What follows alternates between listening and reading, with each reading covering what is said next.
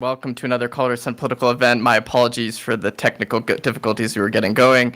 As everyone knows, it's tough in these new COVID era. We're trying to make sure that we can get to as many people across the state. I know Senator Lundeen, who's going to join us later, was talking about trying to get these in person again. I'm looking forward to that. These events are really a big part of our mission here at the Colorado Sun, which is demystify politics and policy and make both more accessible to Coloradans. And we've got a great group of guests who are going to join us tonight and help bring politics into your bedroom, into your living room. So if you're not already a Colorado Sun member, I hope you'll consider joining. It's quick and easy, and we'll drop a link in at some point tonight where you can go ahead and do that. If you have questions, you can email them to questions@coloradosun.com. And we'll try and get them to the different guests. So I'm just going to go ahead and get right into it, since we've only got the governor here till 7. So I'm going to make sure we talk to him quickly. So Governor Jared Polis doesn't really need much of an introduction, but he's in the final year of his first term and running for re-election in November. And Governor, I'd like to hand over the floor to you just to talk a little bit about the priorities you have or the accomplishments you felt like you had during this legislative session. Well, this was really a historic session. As I said at the onset of my State of the State address, we wanted to find 50 ways to save people money, and I think we found even more. There's no question we have a strong economy. The new unemployment figures out more people employed than ever before in almost every sector. But we are not immune in Colorado to inflation, supply chain issues, and a lot of other issues. So we want to do everything we can as a state to help make sure that Coloradans can hold on to more of their hard-earned money. And we really have a comprehensive agenda aligned with that. Obviously, the capstone, every Colorado taxpayer will get $500 back, $1,000 per couple at least. That's based on the actuals. Depending on how May and June go, it could be more, but $500 per person, $1,000 per couple. Between the last two sessions, we provided over $1 billion in property tax relief. About over $700 million this session, about $300 million last session. That's $1 billion that people will have in their pockets to be able to afford increases in cost of living, or spend a night out, or go on vacation, or save for college, or save for retirement. 2 cuts to the income tax during my tenure. And it doesn't end there. We also implemented free universal preschool that starts in fall of 23. Wish it was sooner, but that's the fastest it can be done. And then kindergarten, in my first year in office, free full day kindergarten. So free full day kindergarten saves families with kindergartners about $500 a month. Universal free preschool save families about $4,300 a year at least. Reinsurance, reducing rates in the health exchange by over 20%. This year, additional efforts to make sure that pharmaceutical refunds actually go back to lower costs rather than get eaten up by middlemen along the way. We were also really excited to do a lot of fee relief, and I signed fee relief for behavioral health workers, for nurses. Normally, a lot of folks don't know this, but to be like a behavioral health professional or a nurse, you have to pay the state a licensing fee. That's because those are managed at Department of Regulatory Affairs. Their budget is the fees that people pay in. The last thing that we should be doing here in the wake of the pandemic, when our healthcare workers work so hard, is saying you should pay the state for the privilege of being a nurse. No, that's wrong. We should be thanking you for being a healthcare professional. And in addition to saving you $85, $140, there's different levels of licenses. By the way, that's a night out for you and their family. It absolutely helps make Colorado more livable, hold on to more of your hard-earned money. But it's also a gesture of thanks from a grateful state of Colorado to say, you know what, with one-time funds we can backfill that. You can renew your license for free. Please continue to practice, bring your skills in behavioral health and medicine to our state. One final big item, which I just don't think gets enough attention, is how thoughtfully and well our state came together, Republicans and Democrats across the state, on investing the American Rescue Act funds. So when we first found out we were getting these funds, we embarked on a bipartisan statewide listening tour. Republican leadership, Democratic leadership, members from different regions joined us. It was mostly virtual at the time because it was during COVID, some in person. Treasurer Dave Young joined us. Out of that came, no matter where we worked, Fort Morgan, Grand Junction, Pueblo, Denver, housing, workforce, behavioral health. These rose to the top across the state.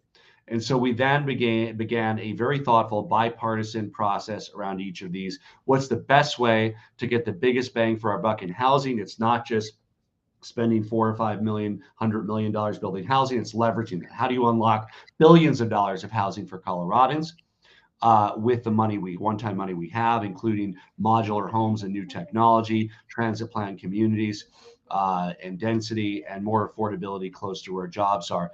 Workforce development, the 1330 task force, amazing work around this transformational change in how we think about upskilling and reskilling and making sure that everybody has the opportunity to get the skills they need to have a good, not just job, but career, and also filling those holes in the private sector that power our economy. Good for our economy, good for individuals, and really important. And then, of course, behavioral health.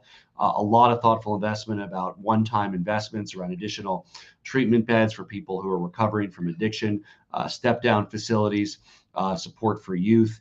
Really important at this time to really focus on those. And really almost all those bills, Jesse, or nearly all of them came out almost unanimous. And it's rare to have that kind of consensus. There were very few items on that investment of, close to $2 billion over two different sessions that was controversial. That really speaks to the thoughtfulness of our Republican and Democratic legislators really saying, you know what, we have this opportunity with these American Rescue Act funds. Let's make the most of them for Colorado. And I want to tell my fellow Coloradans, you're going to see the benefit of these in the years ahead. Housing doesn't change overnight, right? We complain about affordability.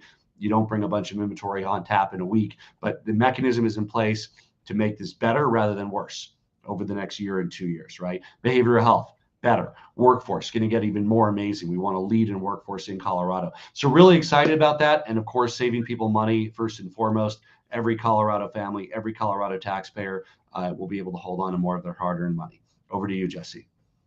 Great. Well, thank you. I appreciate it. I'm not going to sing like you did during your State of the State address, but this was the money legislative session. I thought I'd try and think about these things and themes. But I wanted to start off by asking you, I know you and your staff have said that in every legislative session since you took office, you've been trying to save people money, but it seems like there's been extra emphasis on it this year. And I wonder, the political cynic in me, how much of this is in response to the political climate, the fact that Republicans are attacking Democrats heading into the November elections about, the rising cost of living, the gas going up, all the things that are kind of pinching everybody's wallets.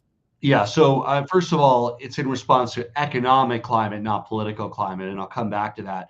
But second of all, this was very much our agenda from the get-go. So in the list of litany of things, and I could go on for 10 minutes about saving people money, but in that litany, much of that was in our first session, right? Free to full-day kindergarten, saving families $500 a month, reinsurance, bipartisan, both were bipartisan, of course. Reinsurance, reducing rates by 20% for individuals in the exchange, 30% in the mountain areas that pay the most. So we really felt, in fact, one of our first actions was creating the Saving People Money on Healthcare office and really having deliverables there to reduce insurance premiums across our state. Now, the economic times are different, right? This is a very challenging economic moment we're in. The jobs are out there. Growth is strong. Tax revenues are strong. Jobs are there. But costs are going up. So what can we do to make sure that people can hold on to more of their hard-earned money, get those refunds out, reduce property taxes, reduce fees? That is the call of the moment from an economic perspective, right? And that's different. I mean, 2-3 years ago, we came in laser-like, let's reduce healthcare costs, take on big pharma, take on insurance, save people money. Now, of course, it's about saving people money more broadly, because that's the single biggest issue facing our state is rising costs. So one of the things you said the other day after you signed the bill to slow the implementation of the new gas fee was, and I remember you shouted out, you said, quote, no new gas fees, no new fees on gas after you signed the bill. But of course, this is a delay of the implementation. In April 2023, people are going to start seeing those gas fees. All these things were kind of one-time funds. The relief runs out. So how can what are Coloradans supposed to do or to expect in 9 months from now when all of a sudden all these things start piling up and the savings don't continue? Coloradans should know that their elected leaders have sometimes, not always, sometimes more common sense than they get credit for. Of course, when gas is $4.10 a gallon, and by the way, we have one of the lowest per gallon gas fees in the country. It's $4.50 nationally. It's $4.14 here. Way too high, right? Obviously, now is not the time for any fees on gas. If next April gas is at $4 or $5 a gallon, I would strongly suspect that, again, no new fees would be imposed on gas. When gas is $1.50, $2, $2.20 a gallon, 2 cents for roads is something that people can go for. So let's show some common sense here. I think everybody can agree that now is the last time in the world you'd want to charge anything additional for gas. Of course, we know that we can backfill those funds. By the way, people should know this. Just because we're cutting those gas fees doesn't mean our roads are being deprived of one dime. So to be clear, the gas fees fund the roads. People have a general awareness of that. But by avoiding this 2 cent per gallon fee, the legislature is using one-time money so that it funds the roads, it funds bridges, just as if that fee was in place, but the savings go to the individual, and we just use other funds to fill that because of the high price of gas, which is really a difficulty for everybody who needs to commute or get to work or get to the places they love in our state. So at the beginning of next year, if gas prices are still high, will you push the legislature to set aside funds in its budget to extend, the break or the pause and the implementation of the gas fee? Yeah, there's more we need to do. So we need to prepare our budget. I can't remember the delivery date. I think it's November. So it really depends on where gas is at. I think that we need to, and by the way, 13% of vehicles sold in our state are electric vehicles.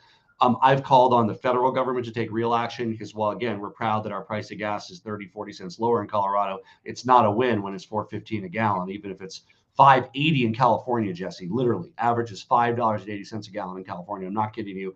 $4.55 across the country. But what I called on the president to do is release more from the Strategic Petroleum Reserve to lower prices, and most importantly, defer the federal gas tax. That's 18 cents. Here we like to talk about 2 cents. 18 cents. Suspend that either for 6 months, for 9 months, or trigger it, meaning if gas is above $3.50 a gallon, it goes away. If gas comes down, it comes back. Something like that, just really to show that we want to save people money. One of our readers had this question is kind of along this vein, is whether or not you plan on signing the new producer responsibility bill into law, which would, charge companies that produce products like, plastic bottles or aluminum cans that would have to pay into a statewide nonprofit to run a statewide recycling program. Obviously, that would be an extra added cost for business, might pass on to consumers.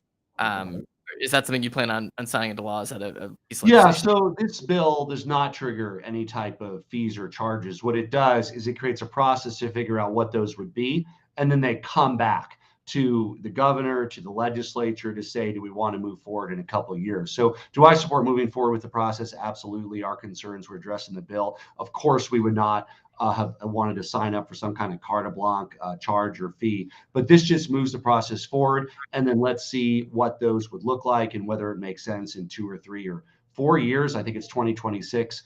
And I believe it's the then governor, whether it's me or somebody else, and it's the then legislature that then can decide whether to move forward or not with that.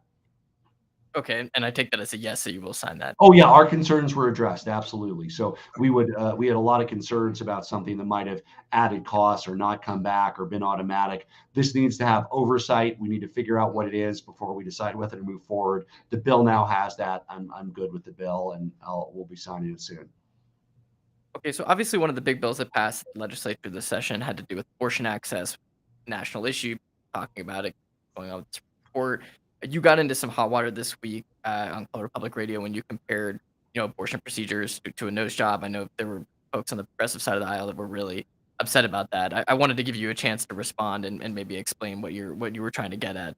Well, I mean, look, when I'm accessible, Jesse. I do a lot of interviews. Ryan Warner likes to ask the same thing 3, 4 times, and sometimes you put your foot in the mouth. Obviously, for any woman who's had an abortion out there, they know that it is nothing like cosmetic surgery, and I certainly didn't want to offend it. I'm pro-choice, strongly pro-choice, always have been, expect to be. This is a very personal decision, not one that the government should get involved with making for women. And I wanted to follow up. I'll be a little bit Ryan Warner on this question, but in 2024, the abortion rights group are planning to put a measure on the ballot that would change the Constitution to allow public funds to be used for abortion in Colorado. And I didn't quite hear an answer in that interview, so I wanted to give you another chance to see if that's something you think you'd support. You know what, Ryan? I mean, yeah, calling you Ryan, Freudian slip. You know what, Jesse? I haven't even looked at what items are going to be on the 2024 ballot yet. Maybe we'll talk. I'll get my blue book and I'll evaluate them. Obviously, if I haven't seen the draft of something, there's no possible way I could know what the position is. I support protecting choice for women. if it's something that protects choice for women, you can generally count on me to be supportive of it. I was proud to sign RIA.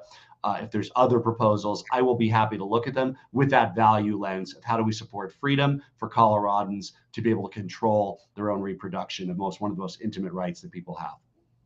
Okay, and I know we've got 5 minutes left because I got to keep you to your schedule. So I'll ask another reader question here. One of our readers wants to know, is Colorado prepared for more COVID variants? Do we feel like we're getting enough help from the federal government? And are we taking, the pandemic still seriously enough? So, my biggest complaint of the federal government at this point is the slow process at the FDA. And you get all our press releases, so you've seen I've been a steadily drumbeat of saying, why haven't we facilitated approval for birth to 5 for the vaccine?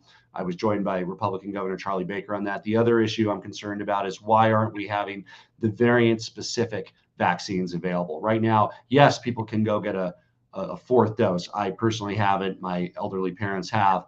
But why aren't we getting the Omicron-specific vaccine, which has been developed months ago and is just sort of stuck there? We're getting, in many ways, what we know is a less effective vaccine. So frustrated with that. And I hope the FDA realizes that, yes, lives are at stake. Where Colorado is, my North Star from the very start, you were at a lot of those early press conferences. We will not exceed our hospital capacity. We did not. We're not in jeopardy now. It saddens me, of course, that 140 Coloradans are in the hospital from COVID right now, but we have the capacity to serve hundreds more if needed. And we want to make sure that people are empowered with the information to make the best choices they can. Getting vaccinated for extra protection, of course, wearing a medical grade mask indoor around others if they choose to, and other ways that people can stay safe. One of our other readers is asking, they're concerned about high housing costs, and I know that there was the Mobile Home Residents Bill of Rights bill that you had some influence in, and the folks in the legislature said they pared it back at your request. Can you talk about your thinking there and why you have to put the language out as? Yeah, so it's interesting. People always kind of think about, especially your savvy people watching this, people that are kind of, you're an insider, by the way. If you're watching this, you're an insider. Sorry, you can't trust insiders. You are one if you're watching Jesse and I talk right now. So look, the governor, can stop things but can't start things. So at the start of every session, there's usually a few things we really want to get done. Saving people money, in our case, preschool, kindergarten, central my agenda. Fortunately, many legislators share that value. We are involved with those, of course, because we want to make sure we get them done. There are many other ideas that come from legislators. And sometimes we have to say at the end of the day, it might not be something that the governor is thrilled with, but I weigh it and I say, is it more harm than good? More good than harm. And if it's more good than harm, at the end of the day, I put my name on it. If it's more harm than good, I veto it. I just signed a great mobile home bill in Fort Collins 2 days ago, $35 million housing, helping people, mobile home residents purchase their mobile home lot. And this was really exciting. It was in a mobile home park, 76 residents or so, almost all Spanish speaking, first generation. They were just so excited. They're looking at purchasing that through a nonprofit in perpetuity to keep their rates low. I think that that's the kind of answer we need. Additional protections. There's also the issue of when somebody has to move, if the lot sells, how can they, how do they get out of the lease, or how do they move whatever real property they have there? So we're very open to this discussion. I would argue that mobile home communities are part of the housing solution, and we need them. Just like we need unattached dwelling units, we need modular housing, we need transit-oriented development, denser, so people can afford to live near where jobs are, or on bus routes or train routes to get to where they need to go. Right, and to give you credit, and you and the Democrats, both parties in the legislature, spend a lot of money to help, modular home factories and explore more mobile home units. I'm going to be at one in Grand Junction tomorrow. I am so excited. So we have one in Pueblo, and part of this is we need that manufacturing capacity close to where the homes are deployed, because if they're made several states over, the transportation costs are much larger. So we want to build that modular home capacity here in Colorado, lower cost and great quality. If you haven't been in some of these modular homes, every bit of the quality of built on site construction at a lower cost. It's really exciting. So I've got 2 more minutes here. I know I asked you this question on Monday, but things have developed throughout the week. So I wanted to check in again to see if there's any bills you plan on vetoing that were passed this session. I know on Monday you said no, Yeah. but Yeah, I think I said no to any specific bills, but probably I suspect yes, once we read them all, Jesse. So we got 300 bills, and our team, we have a wonderful team, and many of you know, David and Allie, our legal team, Cara, we go through every single one. And at the end of the day, I get an analysis, I weigh them. I think what you can expect is we were able to work through all the major agenda items. I don't think you're going to see any big surprises on major agenda items. We work with legislators on those. I don't think there's any surprises. But the flip side of that is I fully expect that there'll be, 3, 4, I don't know, 6 bills, however many, that we find something in where we say, wait a minute, maybe there's an inadvertent legal issue, and there have been in the past in some, or maybe it's one that just on the merits, I feel it causes slightly more harm than benefit, and it's better just to start from scratch next session, even if it's a good idea. So again, those announcements will come out, and I'm sure there'll be a few of them. But on the big agenda items, the big things the media has been reported on, I really think that those are all net positives for our state, and I compliment the work of Republicans and Democrats for getting those done. Well, great. I promised 7, and I like to respect your time. So thank you so much for joining us again. Sorry for starting a little bit late, but we appreciate your perspective, and thanks for always joining these events. We really Thank you. appreciate Have a great evening. it. You too. All right. Well, thank you. Great to hear from the governor as always. So we've got 4 lawmakers who are joining us now. We're going to start out with the state Senate panel. And we have 2 senators who are joining us, 1 Republican, 1 Democrat. We have State Senator Paul Lundeen, a monument Republican, who might not like me saying this, but he's in line to be one of the Republican leaders in the Senate, whether it's a minority leader or Senate president. We'll see what happens in November. And then we also have State Senator Chris Hansen, Denver Democrat and incoming chair of the Joint Budget Committee. We welcome you both, and I know that Senator Hansen had a really busy session, and so did Senator Lundeen. So I think I see Senator Lundeen's video coming on, so see him in a second. But my first question goes to Senator Hansen, so that's good. We're prepared there. So Senator Hansen, you and I spent so much of the end of the session talking about property tax cuts and property tax legislation in an effort to reduce Coloradans' property tax burden in the coming years. Because of rising cost of living, rising value rates. And this was all part of a deal to prevent an even larger cut from going to the ballot. But the background here is that the agreement that was reached is that, in the future, you guys are going to work on this issue and try and, reshape the property tax system. I wonder if you have any contours that you'd like to see kind of shape up there. If there are ideas that you're bringing to the table, the governor has mentioned, maybe making this maybe tackling Airbnbs and short rentals, taxing them at a different rate. What kind of ideas do you have to bring to the table? Yeah, thanks, Jesse. It's such a great question. We've worked hard over the last couple of years on providing direct property tax relief, really trying to avoid the mistake of what we did with the Gallagher Amendment, where we put a very strict formula into the Constitution, and then you don't have any flexibility to adjust to the latest economic data. So that was really the theory after the voters decided to remove Gallagher from the Constitution. We then could look at what was appreciation, what was changing in the market on the commercial and the residential side, and then adjust accordingly. And I think our guiding principle here was that we wanted to provide relief, take this kind of the spike out of what we're seeing on the appreciation side, so that homeowners aren't getting hit with a particularly large change, but at the same time making sure that we could fund the schools and fund the fire service, the water districts, et cetera, that depend on those property taxes. So that was really the balance we were trying to strike, and I think we've successfully done that for the last couple of years. To your question about what other ideas are out there, we looked really hard at some ways that we might be able to create some adjustable formulas. It's difficult because, of course, you've got periods where there's really high economic growth and high appreciation. Then, of course, you're trying to make a formula that works just as well when you've got the opposite case, which we certainly don't hope happens, but could happen because of the economic change. And so, yeah, I totally agree with the governor. We absolutely need to look at short-term rentals. That was something I pushed really hard in the last interim and had a bill drafted on that ultimately wasn't successful. But that's something we're going to keep working on because, short-term rentals, in many cases, they might be rented several hundred days a year. And that is essentially commercial activity. And so I think it just out of fairness, if you've got a short-term rental that's getting, a huge amount of commercial use, it should be on par with, Airbnb, normal bed and breakfasts or hotels that have to pay the commercial rate. So that's one of the ideas we'll certainly be looking at over the interim. And Senator Lundeen, I don't know if you're there.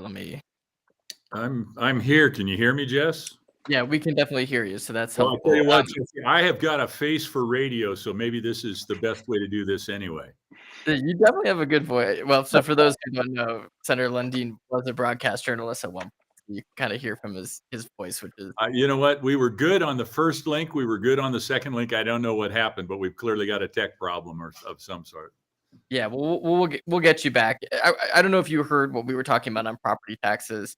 The efforts to kind of create a long-term solution. It was interesting, Senator Hansen. You seemed to suggest, floating rates sounds a lot like Gallagher did. But Senator Lundeen, I don't know if you've thought about this issue and kind of where, you'd like to see the state go on property taxes and some things you'd like to see brought to the table as this discussion goes on.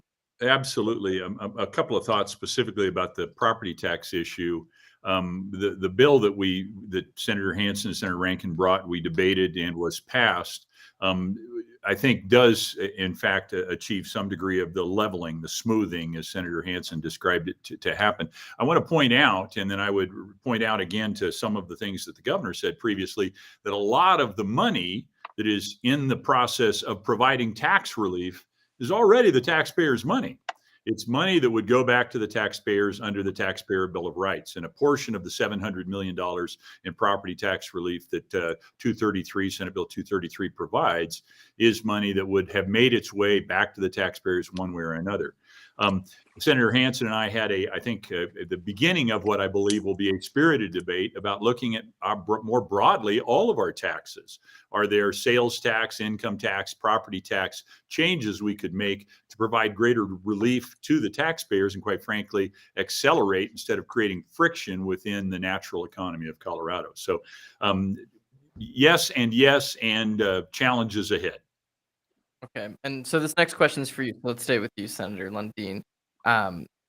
You and Senator Kirkmeyer brought an interesting amendment trying to spend hundreds of millions of extra dollars to eliminate the budget stabilization factor in Colorado. We've got a good explainer about this on our website, but essentially, during the recession, the state started kind of shortchanging schools, and there's been this backfill that hasn't been, or this deficit that hasn't been totally filled.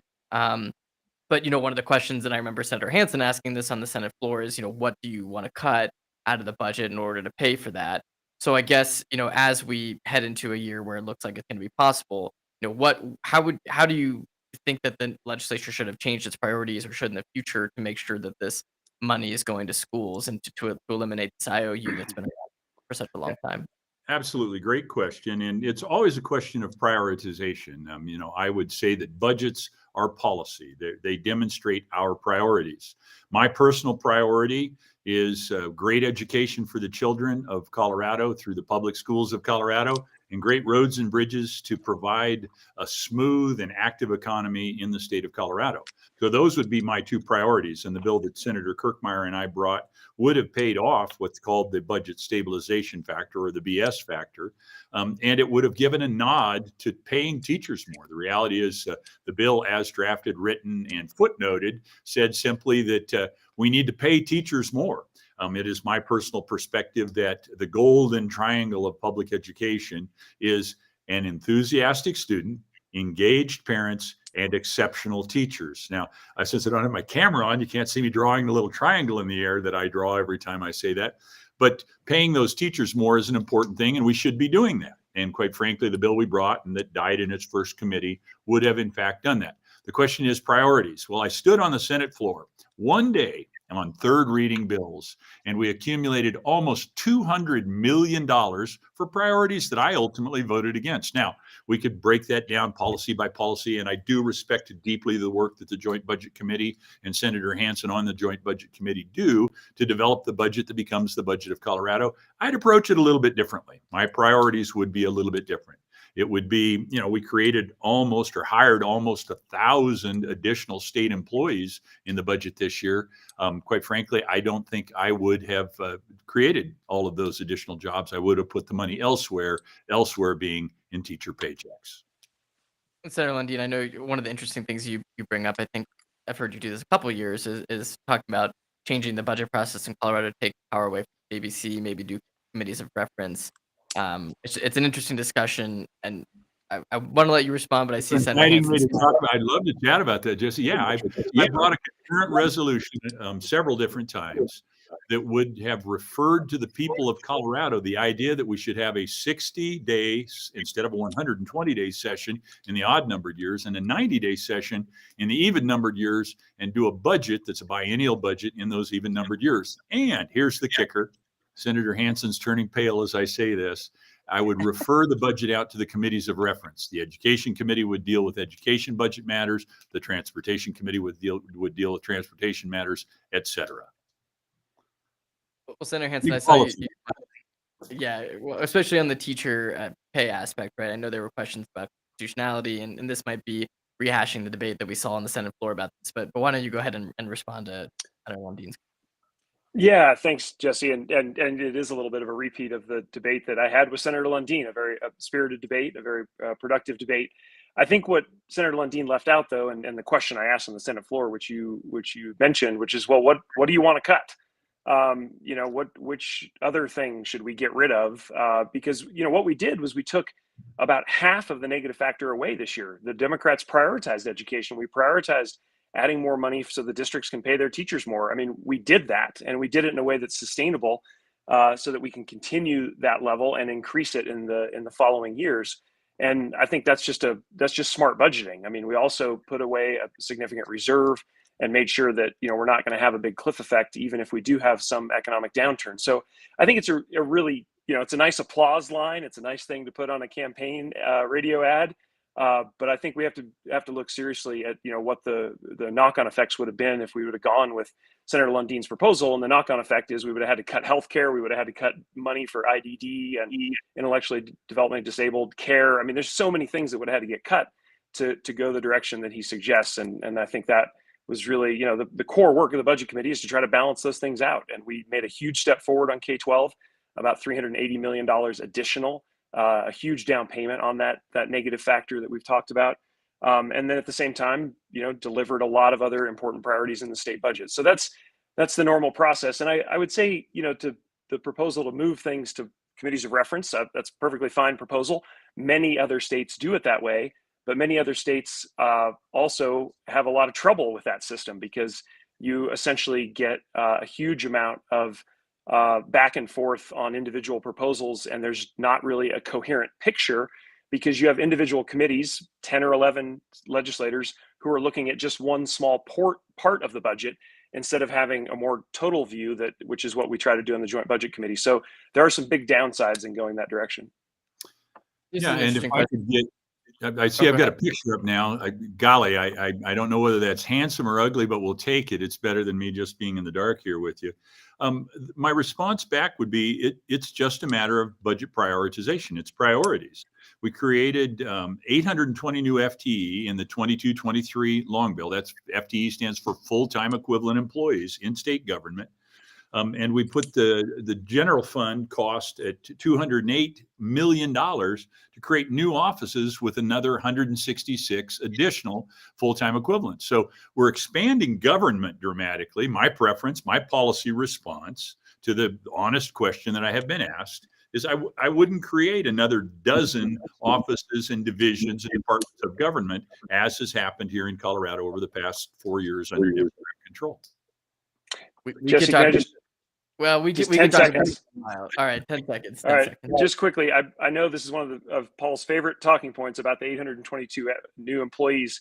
Keep in mind, that's less than 2% change. The state is growing, the state is changing faster than 2%. So I just want to put that in perspective. Of course, the state government gets a little bit bigger because Colorado gets a little bit bigger every year. So I just want to make sure your listeners know that context.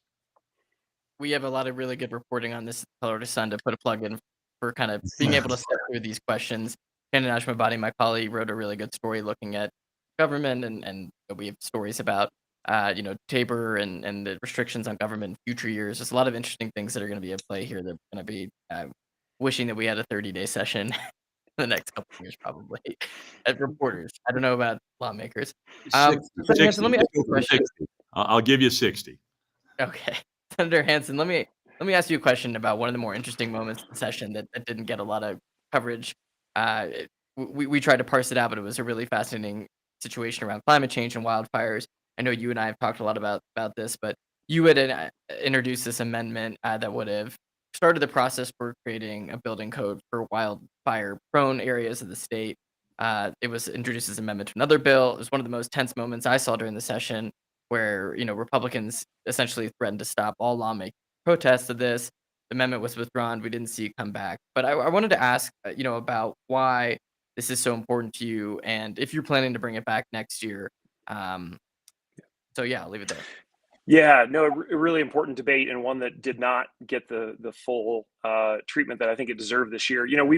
We have had year after year the worst, biggest fire seasons in Colorado history. We just keep breaking our own records.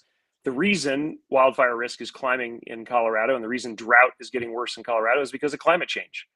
And so I think the state has really stepped up and answered this responsibility. We have put in about $120 million over the last several years for things like more firefighting aircraft and helicopters and mitigation programs, recovery of watersheds that were damaged by fires. So the state has really stepped up and put in new resources to help Colorado adjust to this new climate danger, this new wildfire risk.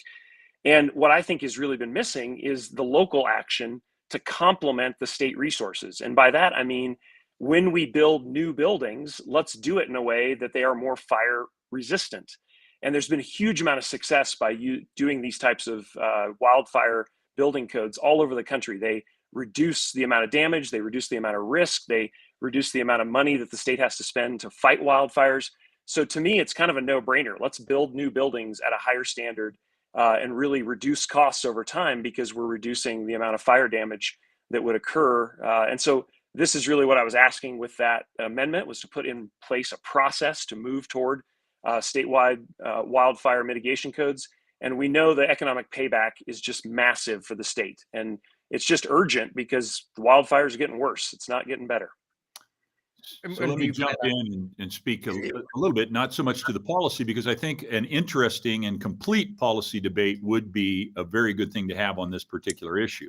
To get to the tense moment and the kind of tension, I would say, between Republicans and Democrats, there was the process was, and what happened was, there was an effort to put a building codes amendment, substantial, 6 or 7 or 8 pages in nature, into a bill about forest management, on the fly at the last minute. Now, maybe a good place to put it, maybe not a good place to put it, but as the senator just said, I agree, this is a good policy conversation to have.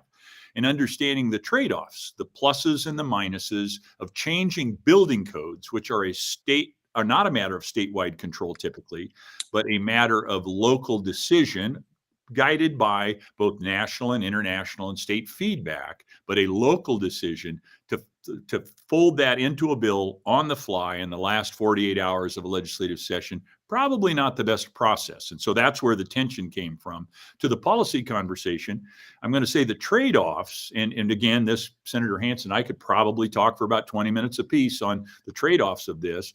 But right now, the biggest crisis the people of Colorado have is one of affordability. We're 175,000 dwellings behind where we need to be just to get back to the ratios we had for the previous 20 years. We need dwellings. We need places for people to live in order to drive the cost of living down, in order to make living in Colorado more affordable. Putting a statewide building code specifically with regard to perspectives around climate change may be beneficial, may be expensive, and we need to have that conversation, figure out what the trade-offs are, and determine which way do we want to go forward. And so pushing it into a bill in the last minute, probably not the best way to do it. Would have put the policy in place had it been successful, but I don't know that missing out on the meaningful debate would have been the appropriate way to go. It sounds like I might be having some tech issues. I hope not. No, we can hear you, Senator. Let me follow up on that with 2 questions that I think are important. So one, on this issue, right? I mean, if we build homes in wildfire-prone areas that burn down, people's insurance rates up, right? That's a fear that I know people have, and we've seen that play out in California. It's been a huge issue. And also, there's the cost to the state budget. So every time a community burns to the ground, there's a lot of money that has to be spent in response. I've heard people say, this is a good reason to have that. What do you think about those counter arguments about this idea? Well, the way I'd respond is there are market forces. If an insurance company prefers a home built to codes that would be in the nature of the 8 or 10-page amendment that would have been offered, and only underwrites and provides insurance to homes built that way, that would naturally drive people that way. So that is one potential way to get at it. A statewide mandate that thou shalt build houses like this may or may not be the best way to get at it, but it's certainly a way to get at it. And Senator Hansen, I will go ahead and let you respond to Yeah, just quickly. I mean, the evidence we have from other states is that it drastically lowers the state costs. It drastically lowers insurance costs for the homeowners, and it makes entire communities more resilient. And so I think it's far past time that we step up and take this step. The other thing to mention is that Colorado has missed out on about $100 million in federal fire mitigation funds because we don't have statewide codes. So this is going to take federal, state, and local action. Right now, the state has stepped up in a major way over the last 3 budgets. And without local action on codes, we are missing out on significant federal help. So for us to be successful, we're going to need all 3 parts. And it was really disappointing that we couldn't even have this debate. And process-wise, I mean, this amendment had taken months to develop. We had copies of it on members' desks 2 weeks before I brought it to the well. And so I think let's be really clear. It was stopped cold by a Republican filibuster. They basically said, we're not going to do any more legislative business if you bring this amendment. And I think it was a huge missed opportunity, and the economics are super compelling. And my response back is I look forward to a really important, very robust conversation about this as a bill. Not an amendment dropped into another bill in the last 48 hours of a pressurized session. And I will just say here that this is kind of what the Senate's like every day. So it's really fun to have these kind of debates, sit there and listen to people. Well, I enjoy always giving and taking with Senator Hansen. And I get to say that on a radio program. I can't say that on the Senate floor. I have to say the good senator from Denver, but the reality is Chris is a friend. We disagree vigorously at times, but I respect him, and I do want to have an iron sharpening iron policy conversation about this. All right. Well, I'm going to sharpen my irons with these next 2 questions a little bit. So, Senator Hansen, let me start with you. The fentanyl bill, was one of the bills that people watch most closely during the session, and you were one of the votes in the Senate, one of a handful of Democratic votes that would have taken out this aspect of it, that folks who were in possession of more than a gram of fentanyl would have been charged with felony, but only if they knew it. You were one of the folks who voted to take the if they knew it aspect out of it. And then you were part of the conference committee that landed where helped shape the last bit of the bill.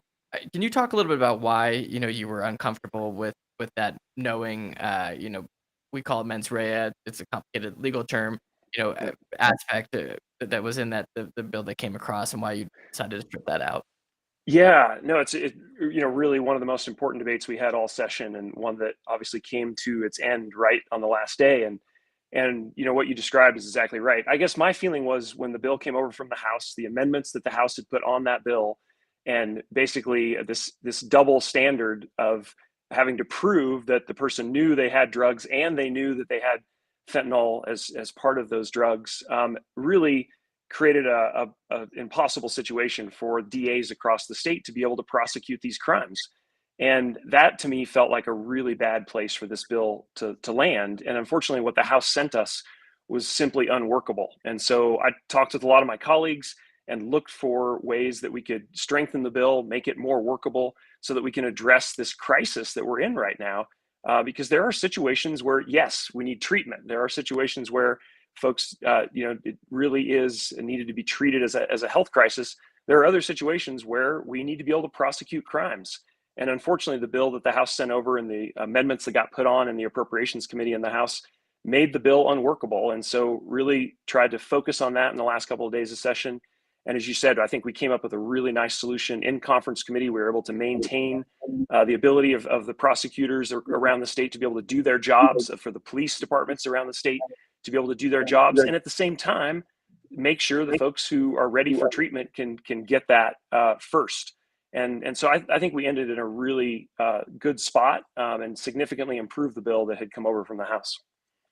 And Senator Lundeen, I know you were one of the senators who wanted, correct me if I'm wrong here, that the session the felony level be dropped to 0. But with the change where the bill ended up, notwithstanding, lowering possession to 0 for a felony, what are your thoughts on final? Yeah, the mens rea, which is Latin for guilty mind, it's somebody knowingly or knows they committed a crime or they would commit a crime if they allowed something to happen.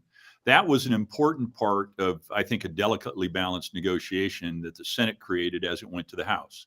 Unfortunately, it came back from the House without that in it, with a complicated, jumbled up, and I agree with Senator Hansen, it was kind of, you got to prove the negative, prove the positive kind of circumstance, which was very difficult to get to. But still, from my perspective, this fentanyl crisis we have in Colorado is a nightmare. It is a shock to our body politics, a shock to our society, and a shock to our system. Think of this, a sugar packet, a little teeny sugar packet like you get at the coffee shop.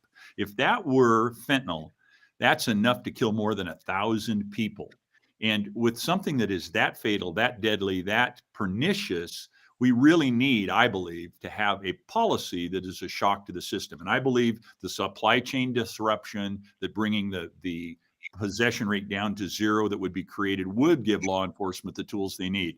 I'm not quite as optimistic as Senator Hansen may be that the DAs will have what they need to prosecute and disrupt this crisis we have in Colorado with the bill as passed, which is why I opposed it. I would have sought a stronger set of crimes, a stronger set of law enforcement elements, and I supported in the bill most of the bill was about harm reduction, about public health issues. I really supported that element in the bill, good parts of the bill, but I don't think we got our hands around the necessary parts of the law enforcement piece that we should have in order to disrupt this crisis that is fentanyl in Colorado today. One of the things that was really not discussed too much around this bill, everyone was focused on this one aspect of it, was the fact that there were tens of millions of dollars for treatment, for fentanyl testing, for purchasing opioid overdose reversal drugs, and that's an important part of this. Plug another Colorado Sun story. We wrote about this at length, breaking down the different aspects. So Senator Lundeen, it's time for your tough question. The House Republicans last week, when they held their news conference, kind of wrapping up the session, took aim at Denver. One of the Representative Matt Soper called downtown a toilet bowl. I think Senator or Representative McKean said it's a place that no one wants to visit anymore. And as somebody who's in charge of trying to get, the Republicans to win back the majority in the Senate, I want to ask, is that a winning political strategy? What do you don't speak for the House lawmakers, but obviously, Republicans stick together in the legislature. You guys have to win back these Denver area seats. Yep. What are folks trying to get at? I've heard a lot of, attacks on the capital city. What the people of Colorado broadly, and in the exurbs where the competitive seats will be, and quite frankly in the suburbs and downtown Denver, are calling for is a more affordable life in Colorado. Cost of living is running away. Nationally, we have an 8.5% inflation rate. That means that everything you're buying, you're going to have to make more money to buy, 8.5% more to keep up with your cost of living. But here's the tragedy. The inflation rate's worse in Colorado than the national inflation rate. Second thing people in Colorado are really concerned about, calling out, crying for, is safer communities, less dangerous neighborhoods. The reality is, in Colorado, a car is being stolen every 14 minutes. That's a problem, and we need to get a handle on that. And the third thing, parents are calling for greater authority over their child's education. So they want to know that they are, in fact, the parent with authority over their child's education. And they want to work in partnership, I believe, with local school districts and local schools. But they, at the end of the day, are the parent. They're the responsible party, and they are their children. No one loves that child more than the parents. So those are the three big things. And I think to the extent we have been for years, Republicans fighting to make life more affordable, make our communities safer, and give parents greater authority. And to the extent we say with that message, we're going to win. I'd love to have 5 minutes to make a closing argument on this conversation, to map out some of the things we've heard from the governor, from the senator, and we have elements of agreement. But quite frankly, I think that Republicans would go at some of the solutions differently, give people more authority over their lives, and expect less of a collection from the people in order to create more government to, help those people live the life better that government sees they should be living.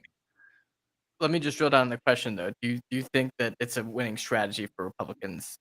Even if it's not in your own caucus, to attack and that. I mean, Well, I guess I just ask back to you, Jesse, to Senator Hansen, to anybody who moves in and around Denver. Do they feel Denver's on a good track right now? I think Denver could do better. I think Senator Hansen has aspirations to help Denver do better.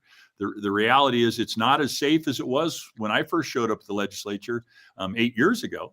I feel less safe moving around the streets of Denver today than I did then. And I think many people share that experience. Now, do you build a campaign on that? No, you build a campaign on helping the people of Colorado. well, let me ask one last question here, and Senator Hansen, I'm sure we're going to be talking about what he was mentioning in a few months. But I want to ask, Governor mentioned something just to kind of cap this conversation off. The governor mentioned that if gas prices are still high at the beginning of next year or late at the end of this year, that he would support an effort to pause the gas fee that was implemented by mostly Democrats in the legislature further. Senator Hansen, you'd be in charge of spending that money in the joint budget committee, and Senator Lundeen, you'd probably have to end up voting for that proposal. I guess let's start with Hansen. Do you think that's a good idea, or do you think the legislature would be amenable to extending that pause?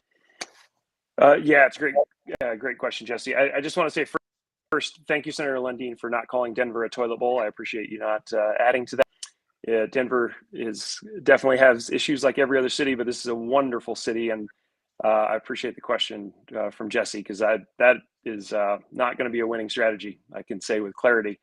I think on the gas fees that we put in place that complement the gas tax, this is how we're going to pay for infrastructure in the state of Colorado. We are billions and billions of dollars behind because we haven't adjusted fuel fees for many, many years. They haven't been adjusted for inflation in about 30 years.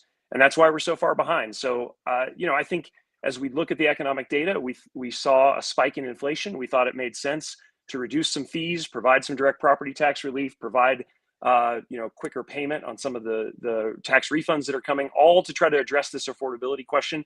And I think the Democrats delivered on that this session.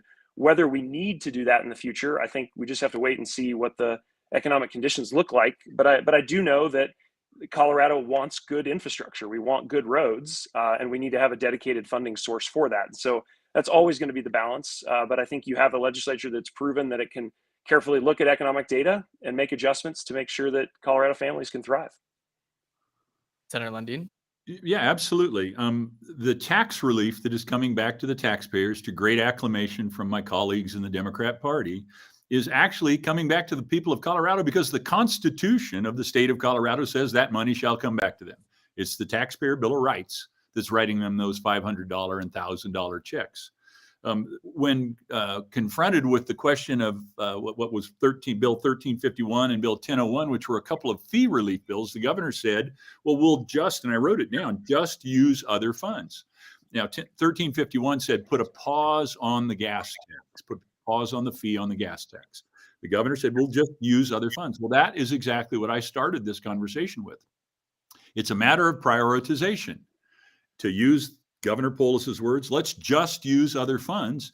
And the tacit acknowledgement is if we can pause that fee, we can cancel that fee. And that's what we should do, and just use other funds, reprioritize the money for the benefit of the people of Colorado. Increasing fees on the people of Colorado now, everybody agrees. In this election season, the Democrats have joined us as Republicans clamor for lower fees, lower taxes. The Democrats have joined us prior to the election. I would say past the election, we should still give the people the relief from fees, the relief from taxes, leave that pause on fees in place permanently. All right, and I know that's something that other Republicans echoed earlier last week when the legislature ended. So we're past time. I got to move on to our next panel, but I want to really thank you guys for the lively discussion. Senators Hansen, Senator Lundeen. Really appreciate it. Thank you for engaging and being really thoughtful in your response. Always, Jesse. Thanks, Jesse. Thank you, Senator Hansen. Thank you to your listeners. Really appreciate the time with you. All right, so we're going to move into our final panel of the evening. So waiting in the wings are two state representatives, a Republican and a Democrat. So I'll go ahead and introduce them. So we've got State Representative Brianna Titone an Arvada Democrat and the first transgender state lawmaker elected in Colorado.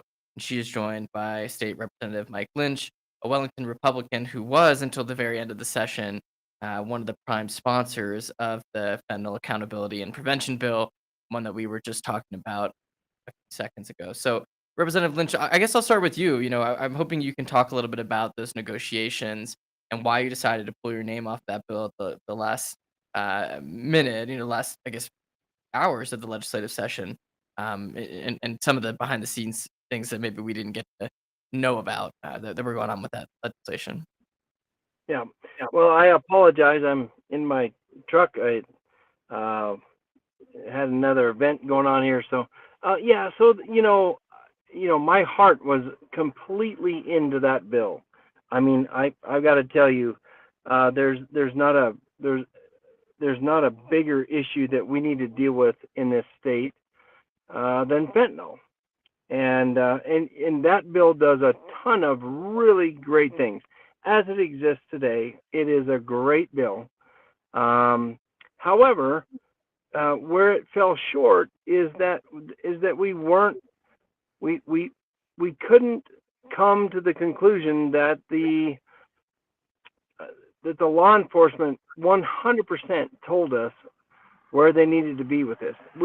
So we as a legislative body did not give the tools that were necessary for those guys to do their job. And I'm a buckle maker. I don't know anything, right? And when I hear 100% of law enforcement in this state say we need to have these tools and we don't provide them to them, and I will tell you that the bill, as it came back from the Senate, I would have stayed on the bill. It was good at that point, and we didn't concur, and my heart broke because I put a ton of work into that bill, and I couldn't get behind it because of that, because we couldn't give them the tools they need to fix this problem. And it's not just a drug problem, it's a poison problem. And so that's why I bailed. So, and Representative Titone, correct me if I'm wrong, but my understanding is that you voted to pass the bill. I can't keep track of everyone's votes, but that's my understanding. Correct me if I'm wrong, but talk to me about what your feelings were on that bill. It was certainly, extremely, political at the end, and just a lot of emotions. Yeah, I was in agreement with the speaker going into the negotiations and the way we passed the bill out of the House, and the possession part was the part that really had the most contention. And I think we can all agree, and we heard even Senator Lundeen say there was a lot of really good parts of this bill that are really going to make a big difference in saving lives. It's really the possession part that's the pinch point. When I look at possession and penalties on possession that go into the felony range, I think back to the war on drugs, and I think that 1980s calling again, and the drug policies coming back. That's not a winning way to do it. That's not how we can actually solve the problem. What we saw in the 80s through a zero tolerance felony possession policy was that it went from 40,000 people to 400,000 people in prison for possession. That doesn't solve the addiction problem. That's not how we solve the problem of drugs. A lot of the parts of the bill that we all agree on is really great do help to solve that, getting people off the drugs, getting people into treatment. But we can't make every single user of fentanyl into a felon, because there's a lot of ramifications to that. There's a lot of unintended consequences that go along with that. Somebody who might end up with this drug for the first time, they get hit with a felony. The first time they ever buy drugs, they think it's something else, which wouldn't be as big of a crime. Now they have a felony on their record. How do you get out of that? You can't get housing. You can't get a job. That haunts you for a very long time. And that really hurts our economy. That hurts a lot of people's lives that, we're trying to help. We're trying to help them get off of that. So, the possession down to 0, as a misdemeanor, at least for 1 gram, I think is a reasonable compromise. I think we did okay with that compromise. It's not exactly the way I would have liked it, but I think, I didn't have a say in how those conversations went. That was there was a lot of robust conversations about it. But I think that not having that possession, and it's a small amount, to give people that chance to have an off-road, to not get the felony, I think is a necessity in this case, because possession for a felony at that small amount is just a dangerous thing that we know doesn't work from past results of laws that we've seen the results of. Representative Lynch, I know I talked to you during the session about this, and I think I watched you at the well, and it seemed like you really felt passionately about from the perspective of policy and wanting to make sure that save lives. But the debate was so colored by politics outside of the building. I wonder if you can talk about how that influenced where the bill wound up. If you wish that maybe didn't change things or influence the process so much. Right.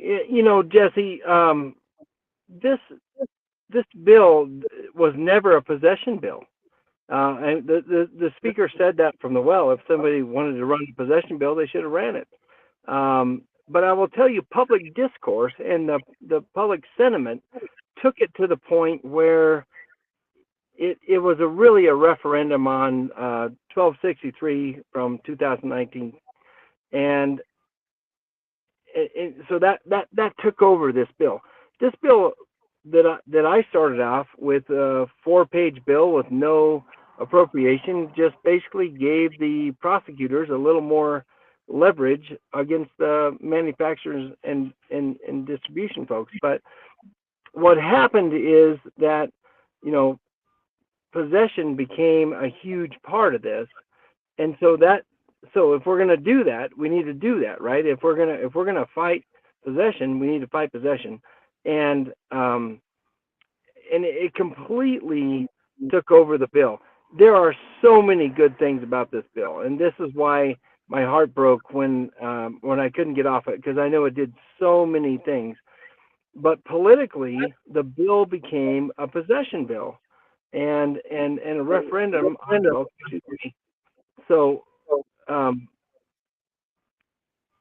at the last minutes, literally at the last minutes, what the Senate sent us was something I could completely live with.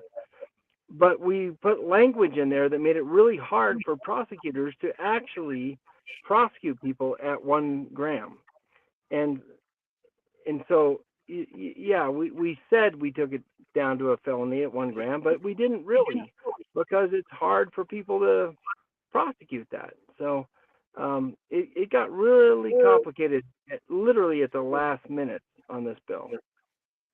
And Representative Lynch is mentioning referencing House Bill 2019-1263, which made possession of most drugs up to 4 grams a misdemeanor, including fentanyl, which, again, go back to Colorado Sun. We wrote a lot about these debates and issues. So if you want to read more. Representative Titone, you always sponsor some of the most interesting bills at the legislature. I know a few years ago we had the body composting one, which was super interesting and stoked a lot of water cooler conversation. This year you had a bill that kind of piqued my interest about requiring food providers to ask people if they wanted single-use food serviceware and condiments or deciding to hand it out. Denver has a similar policy.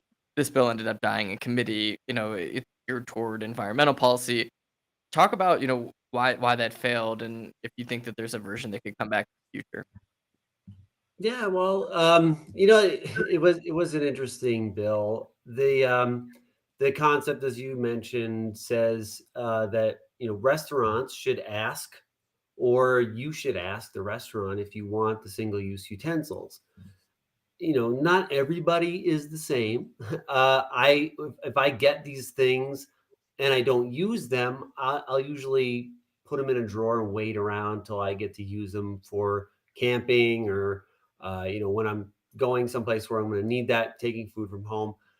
But for the most part, especially during the pandemic, a lot of people were getting takeout food and they were taking it home or it was being delivered to home. You have a fork there. You have ketchup. You have all that stuff. So, restaurants are really just putting things in a bag that you don't need, and it's costing the restaurants money. So I talked with the Restaurant Association when we came up with a solution that they agreed on. The fast food restaurants agreed. We had Grubhub and the takeout folks already on board because they already do it in Denver. They have the little checkbox for people to do it. And what the bill ended up being was a guideline of what restaurants should do. It wasn't telling them how to do it. It was telling them how to do it, but there was no penalty for it. So if you wanted to throw your money away and give people stuff that they don't want, you could, but why would you want to? It doesn't make sense. A lot of restaurants were doing it already. And, what happened was I tweeted about it and it got, the trolls got a hold of that and they misconstrued what the bill did. And they really hammered me and it got people in a tizzy.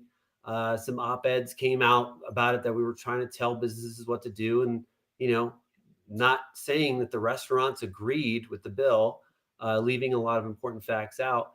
But, that got a lot of legislators, a little bit fearful about what the bill was going to do and how that was going to be perceived. So I decided to kill the bill. Interestingly, though, later on in the session, on the Ag Committee, we heard another bill about teaching gun safety classes in school. And the bill didn't mandate that you did it. It didn't give money to do it. It set up a framework of how you could do it if you wanted to do a gun safety class in school. That bill got a lot of support. It was a bill that didn't do anything except for tell you how you could do it. And that bill got a lot of support. And my bill, got the can. So it was kind of interesting that two bills that really did nothing had quite different results. And, that's kind of the power of spin when it comes to certain policies and how, people get ahead of it. And, I blame myself for getting excited about my own bill and tweeting about it late on a Saturday night, and the trolls really got a hold of it. So that's kind of the story about that bill. Representative Lynch, you kind of have an interesting perspective here because this is your second year in the legislature. So, talk to me about kind of some of your observations just after after finishing your first term.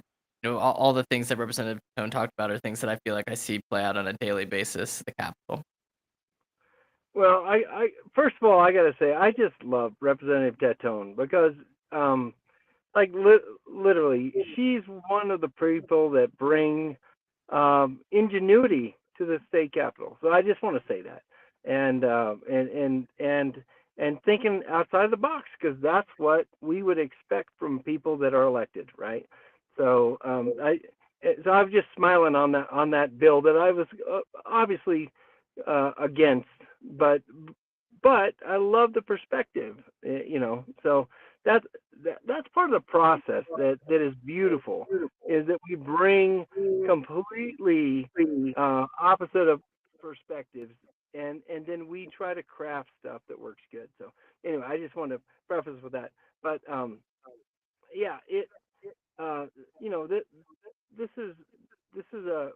it's really hard for me because we can never get anything done because we're outnumbered, big time. And so, some ideas that we have, we got to be really good at selling that idea to the other side. And it's sometimes we feel like it's not fair, but it makes us better legislators, us being the minority, to bring our ideas forward. And And so I just love that perspective that Brianna brought about that bill, which I thought was kind of crazy, but you sell it and bring that view to the people. That is what this body is all about. So at the end of the legislative session, kind of talking about being in the minority, I guess throughout the session, Republicans in the House used, reading at length and some delay tactics to force Democrats to the table. And one of the most interesting things that happened was Republicans really put House Democrats, actually, the entire legislature, kind of up against the wall with, these in a corner with all these, bills that were left in the calendar, time running out. And in exchange to stop some of this delay tactic, there were some concessions made on bills. One bill was killed.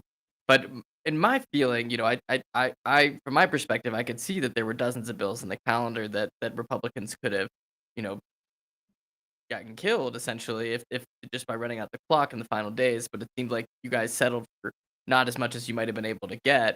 Can you talk about, if you were happy with how that played out, and if you felt like, Republicans got enough, or if you guys should have held out for longer and seen some more legislation die on the calendar? Yeah. Well, I'm not a fan of that process that we did, and I mean, you didn't ever see me down there asking for a bill to be read at length, because I believe we should have worked all these things out before. And we should have talked about them. And so I will say my personal opinion is there was a failure in not getting more bills done in the first half of the session. And so, we got pushed to the end. And so, we lost a lot of bills that we cared about too. But that was just part of the sacrifice of doing that. I don't believe that's an effective way of governing, to be honest with you. I really think that if we have more of a dialogue before we get to that point, and work through these bills, and it's sloppy legislation when we have to debate bills that should have had more time, and it's dishonorable to those efforts by all those legislators. I mean, everybody puts their heart in these things, and nobody brings a bill unless they really care about it. I would like to think, and so for folks to push it to the end it's a disservice to the whole process. But that was the only thing we got. That's the only thing we got, is to push things to the bitter end. So I felt bad about that process. I wish we would have debated those bills that were very important to a lot of legislators and a lot of constituents. But that was the tool we had, which was to filibuster, if you will, and it made me sad, but it's a tool that happened to work. Representative Titone, you've been around for 4 years in the Capitol, so you've seen this kind of play out time and again. This session, at least the journalists and the press corps, and I think some of the members of your caucus wondered why the first 2.5 months or so of the session started out so slowly. Do you feel like Democrats kind of put themselves in a bad position at the end and walked into the situation that unfolded? Well, I don't think so. I think there were a lot of reasons for that. A lot of the bills that we released a little bit later than they probably would have been. I know there were a lot of late bills in the system. I had some that also got released at the last minute. There was a lot of thought that went into those bills, and I know that leadership was being very thoughtful about the different policies that were being scrutinized to make sure that we were looking at saving people money and making sure that we weren't going to be even considering policies that were going to be outside of what our priorities really were. That was something that was done, very carefully to make sure that, all the stakeholder work had been done and that we knew that the bill was going to have a smooth sailing through as best we could. A lot of the bills were also task force bills, and those needed to be looked at, and the money had to be allocated. A lot of the bills, as in this process, there has to be money allocated to those bills. We have to wait till the long bill is heard. We have to allocate the money through that process through both chambers.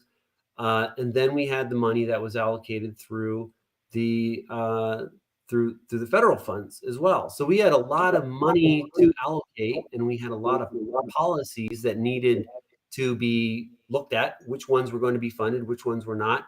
And we had to be very critical about the prioritization process, about what we were really thinking about were the things that we wanted to see get done.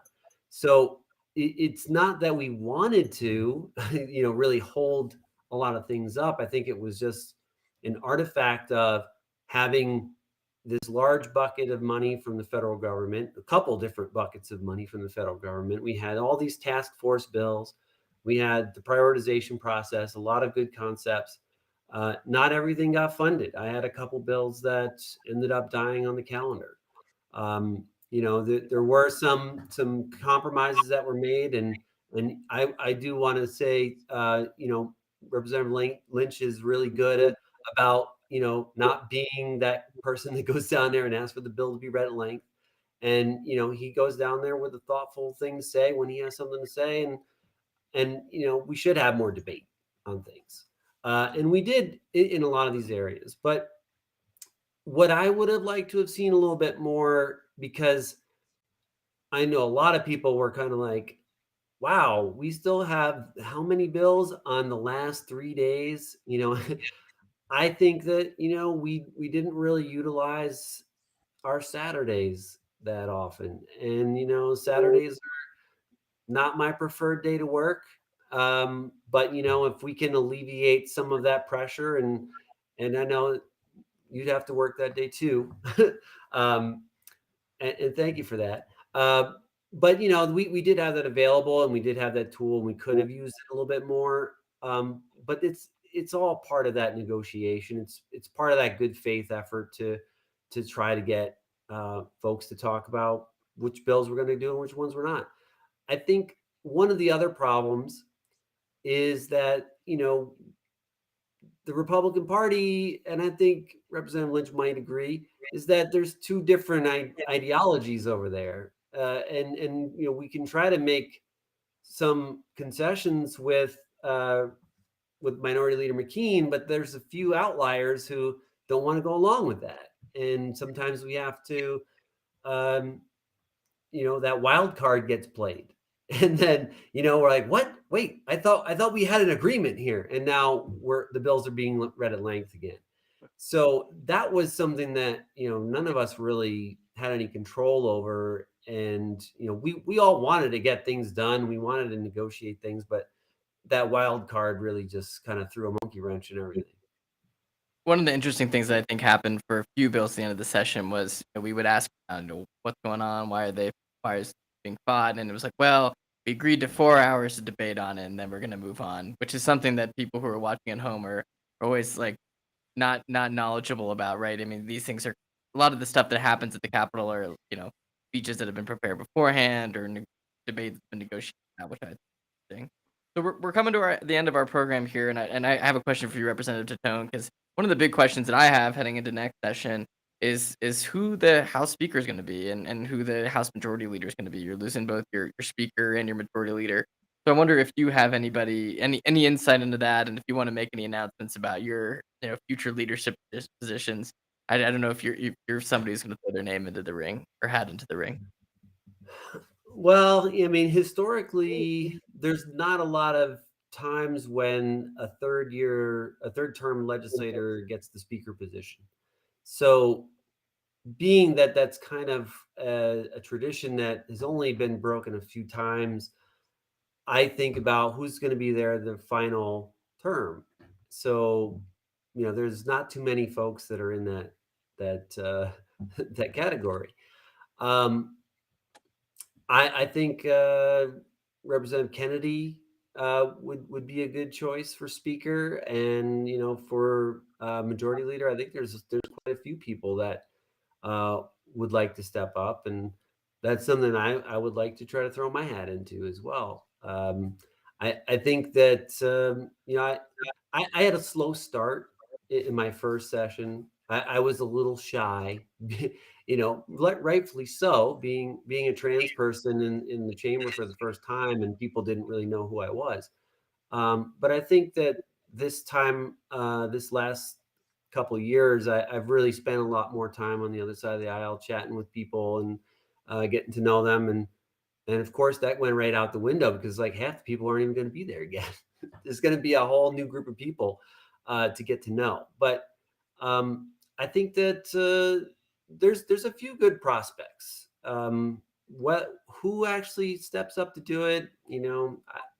I've heard a couple different people's name being thrown around, but how rumors go, you don't know until it actually gets closer to that time. And we have an election to do, so let's put the cart before the horse. Don't put the cart before the horse here. Let's just do one thing at a time. Well, I appreciate that. I'm all for. As a journalist, I like to get ahead of my skis sometimes. So I appreciate that, and I want to respect both of your time. So we'll wrap it up here. Thank you, representatives, both so much for joining us. Really appreciate your perspectives and for talking about your legislation in the session. And again, thank you to everyone who joined us tonight, all of our readers and viewers. The Colorado Sun is made possible by the support from you guys, and we're so appreciative of all the folks who sign up. If you really want to get into the nitty gritty behind the scenes of political world and Colorado politics, sign up for the unaffiliated newsletter by becoming a premium member or by upgrading. We really dump all the kind of information that you'd want to know. If you're a person who liked this event, that newsletter is for you. Tomorrow we're going to talk a little bit about what happened here tonight, have some great insight into that toilet bowl comment about Denver, some interesting information about congressional candidates. Heading into election season, it's going to be kind of a must read on Tuesdays and Fridays for folks. And if you're interested in sponsoring one of these events, you can reach out to Sylvia at coloradosun.com or Christina at coloradosun.com. These events, lots of viewers, lots of engaged people, and we always appreciate those who support them. Thanks again for joining us tonight, and we'll see you soon at the next Colorado Sun Political.